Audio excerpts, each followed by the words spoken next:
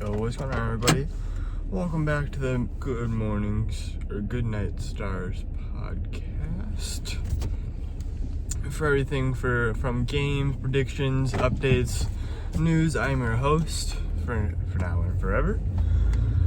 And man, I apologize. I missed the weekend coverage. I was out of town visiting some family, but we are back in full swing with great news. You know, if you are a Dallas sports fan, you might have been living under a rock if you're just catching up now, but the Stars are on to the Western Conference Finals for the third year in a row and beating the Winnipeg Jets in 6 games here. It was a great series. You know, it was hard fought. I do want to start this episode out with, you know, condolences to Mark Scheifele and his whole family.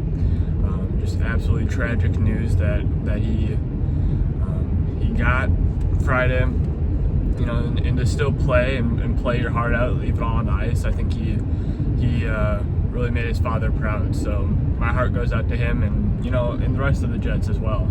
They had a great season. It was a good series. But yeah, so we rematched with the Edmonton Oilers for the second year in a row now. And it'll be an interesting one. You know, they get a little bit more rest than us.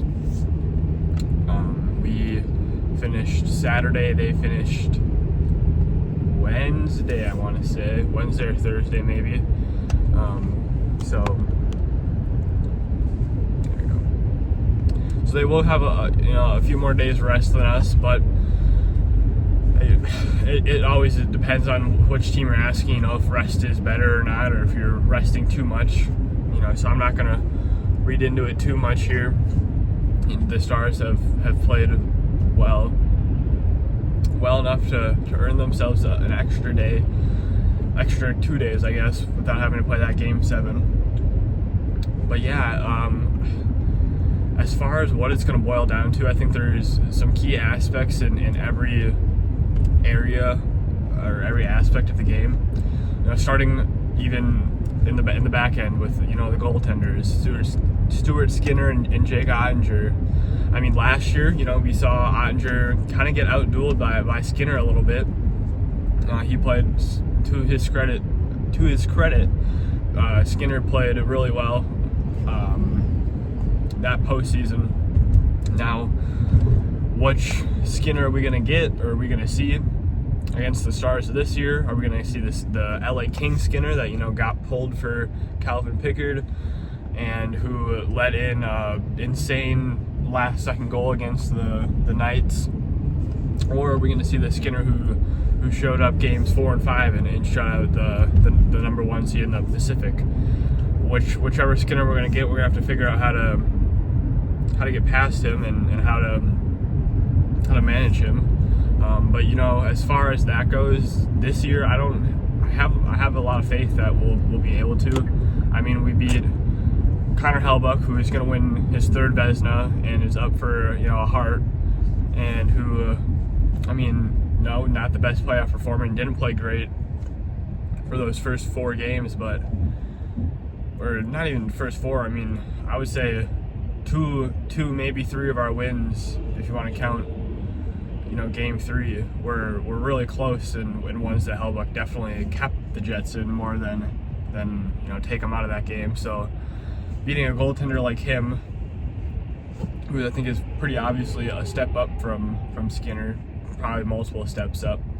But then also, you know, beating Mackenzie Blackwood in round 1, he's no slouch either. He played really well for his first postseason, and then also in the regular season, he wasn't anybody to slouch at either. So I have full faith that they'll be able to figure out how to break him down piece by piece. And then as far as Ottinger goes, you know, obviously he's going to have to be a little bit better than he was last year in the Western Conference Finals, but he has played absolutely insane so far this postseason.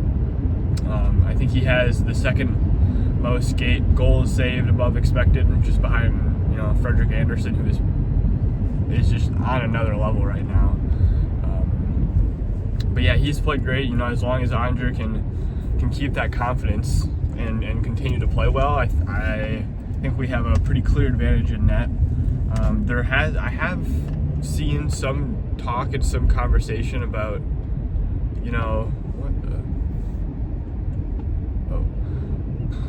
road construction. All right, geez, cut off like the whole road. I thought I was going the wrong way for a second.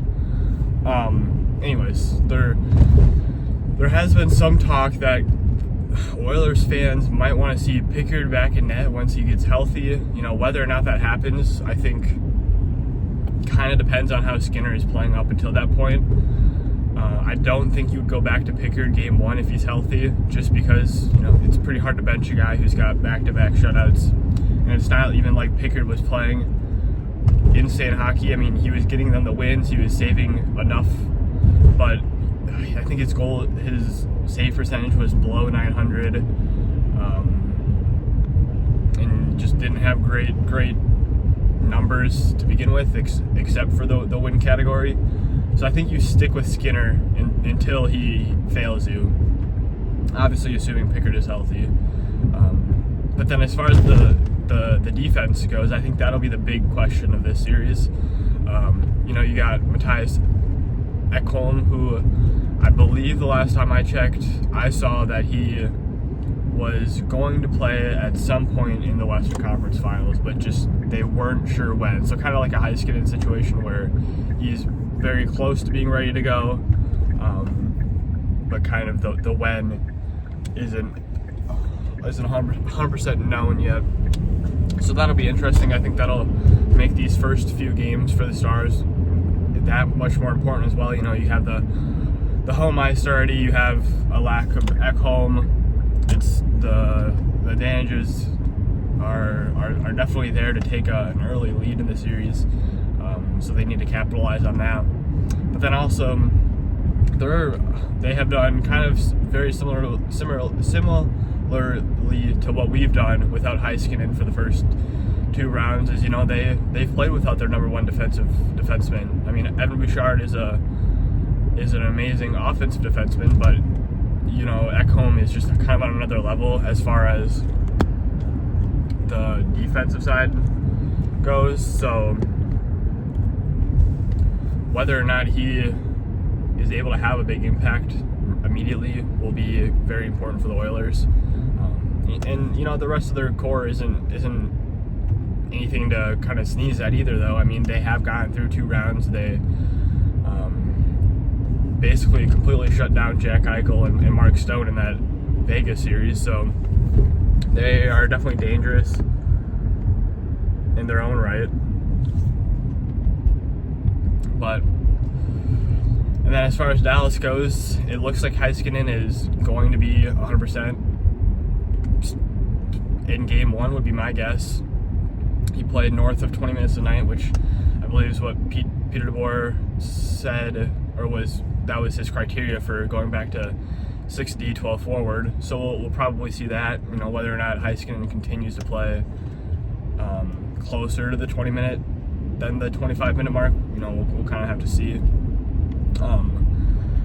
But just like, you know, Edmonton, we've shown that we don't necessarily need him. I mean, it's obviously a massive plus to have him on the Heiskanen on the ice, but you know, Harley, Lindell, even like CC have all played really, really well for the minutes that they've played. Especially CC, who is, I think, really stepped up in a big way. You know, whether or not he continues to do that or not, we'll kind of have to see. But for these 2 series, he's been very, very, very good.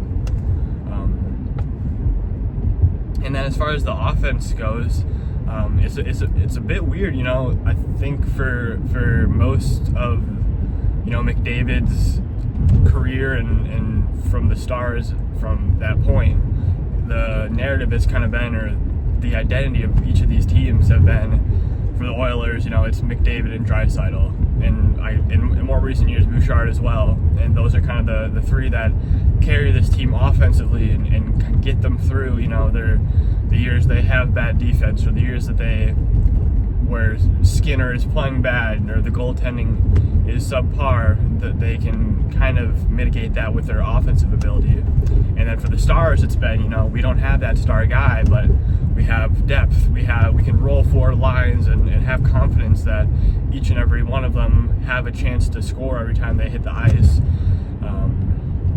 And then we're also going to have, one of the best defenders in the world. We're going to have a really good young goaltender who's going to kind of get us through the times when the offense might not be scoring.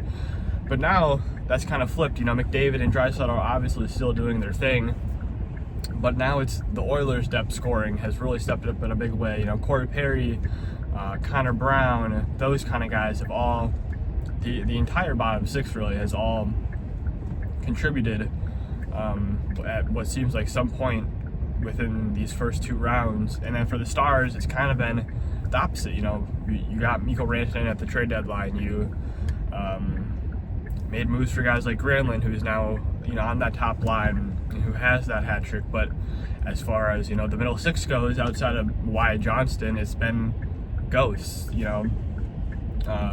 Duchesne hasn't scored a goal yet. Sagan hasn't scored since Game 3, I believe. Marchment hasn't scored yet. I don't think Ben scored since Game 2, maybe. It's been pretty bad. Robertson hasn't hit the back of the net yet. You can kind of give him a little bit of the benefit of the doubt with coming back from an injury. But no goals in 6 games. We would like to probably have found one by now, but it's kind of been a lack of depth for Dallas and a lot of individual performances that have gotten us through Winnipeg.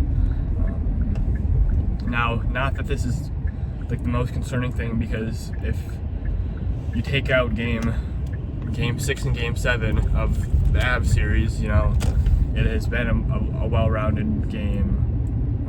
And you take out the Rantanen and the Granlund hat tricks, and you have games 3 and games 6 that are more scoring by committee. Game 6 it was Harley and Sam Steele. So now Harley's not necessarily a depth guy, but you kind of get the point. So I think that'll be a big factor as well. Can Dallas's middle 6 kind of wake up, and how much can they mitigate the bottom 6 for the Oilers, and slow them down offensively. But yeah, first game Wednesday at 7 Central, I believe.